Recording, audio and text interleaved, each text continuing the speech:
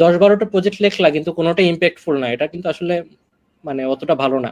এই যে একাডেমিক লাইফে তোমার যে জাভা কোর্স আছে, এই যে অ্যান্ড্রয়েড ডেভেলপমেন্ট, তারপর ওয়েব ডেভেলপমেন্ট, ওখানে তুমি জাভা দিয়ে দুটো ওয়েব সার্ভার বানাও, একটা অ্যাপ বানাও, একটা ওয়েব বানাও, তাহলে কিন্তু অনেক সুন্দর প্রজেক্ট হয়ে যায়।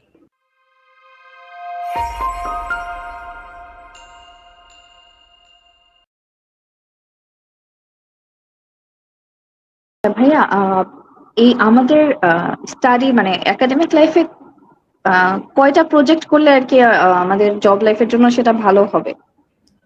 এখনকার ম্যাট্রিক্সে যদি আমি বলি, এখন মিনিমাম 2টা প্রজেক্ট করা উচিত, এবং 2টা হচ্ছে গিয়ে ডিফারেন্ট ইস্যুসকে অ্যাড্রেস করবে। ঠিক আছে, টেকনোলজি ডাজেন্ট ম্যাটার, তুমি তোমার যে এটা হইতে পারে একদম পিএইচপি দিয়ে করা, এটা হতে পারে একদম ইয়া দিয়ে করা, জাভা দিয়ে করা, ঠিক আছে, বাট তোমার যে প্রবলেম ওটা ইউনিক হইতে হবে, সুন্দর হতে হবে।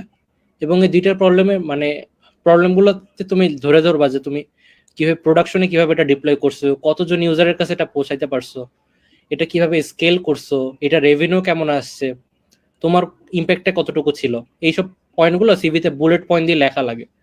এবং এটা যদি তোমরা লিখতে পারো, তখনই তোমার প্রজেক্ট, বেশি প্রজেক্ট 10-12টা প্রজেক্ট লেখলা কিন্তু কোনোটা ইম্প্যাক্টফুল না, এটা কিন্তু আসলে মানে অতটা ভালো না। এই যে একাডেমিক লাইফে তোমার যে জাভা কোর্স আছে, এই যে অ্যান্ড্রয়েড ডেভেলপমেন্ট, তারপর ওয়েব ডেভেলপমেন্ট, ওখানে তুমি জাভা দিয়ে দুটো ওয়েব সার্ভার বানাও, একটা অ্যাপ বানাও, একটা ওয়েব বানাও, তাহলে কিন্তু অনেক সুন্দর প্রজেক্ট হয়ে যায়।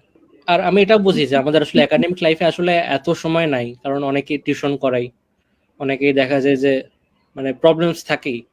ঠিক আছে, এর ভিতর থেকে ওইটা সময় বের করার আসলে উপায় কম। কিন্তু আমি বলবো তাও একটু চেষ্টা করতে হবে প্রবলেম সলভিংটা করা, আর যখন সুযোগ আসবে সুন্দর সুন্দর প্রজেক্ট করা, অ্যাটলিস্ট 2টা প্রজেক্ট করা।